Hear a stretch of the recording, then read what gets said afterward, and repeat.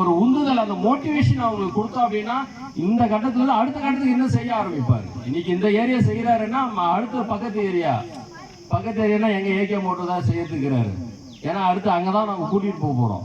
சரியா, பூமி போ, அடுத்து ஏகே மோட்டோரு இந்த இட்டாச்சி வந்து அங்கதான் கூட்டு போறோம். ஆக்சுவலா என்னன்னா ஆதியூர் முடிச்சுட்டு பொம்மி ஏகே மோட்டோ முடிச்சுட்டு தான் இங்க.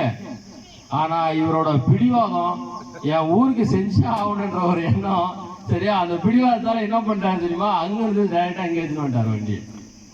நான் என்ன ஒரு வாரம் 2 வாரம் செய்வாரு, அதுக்கப்புறம் விட்டுருவாருன்னு நினைச்சா அடிச்சு தூள் கலப்புறாரு. உண்மையிலேயே வந்து இந்த அளவுக்கு யாருமே செய்ய மாட்டாங்க. இன்னொரு விஷயம் தெரியுங்களா, இங்க வந்து இப்போ உதாரணத்துக்கு ஆதியூர்லாம் எடுத்துட்டீங்கன்னு வச்சுக்க, தலைவர் சப்போர்ட் பண்ணாரு, துணைத் தலைவர் சப்போர்ட் பண்ணாரு, வார்டு மெம்பருங்க வந்தாங்க, அங்க இருக்கிற தொழில் அதிபருங்க வந்தாங்க, அங்க இருக்கிற சமூக ஆர்வலர் கூட நின்னாங்க. ஆனா இன்னைக்கு தன்னிச்சையா சிங்கமா தனிச்சு இந்த பெரிய ஒரு ஏரியா வந்து தூர்வாரி பயணிக்கிறாருன்ற போது அவர் பெரிய ஒரு விசில் அடிச்சு கைத்தட்டல் கொடுங்க பார்ப்போம். பெரிய கைத்தட்டல் கொடுங்க. ஏன்னா இந்த அளவுக்கு வந்து யாருமே நான் செஞ்சுதானா, ஏன்னா அவ்வளவு பவர்ஃபுல்லான இருக்கிற ஆட்களாலே அந்த அளவுக்கு செய்ய முடியல.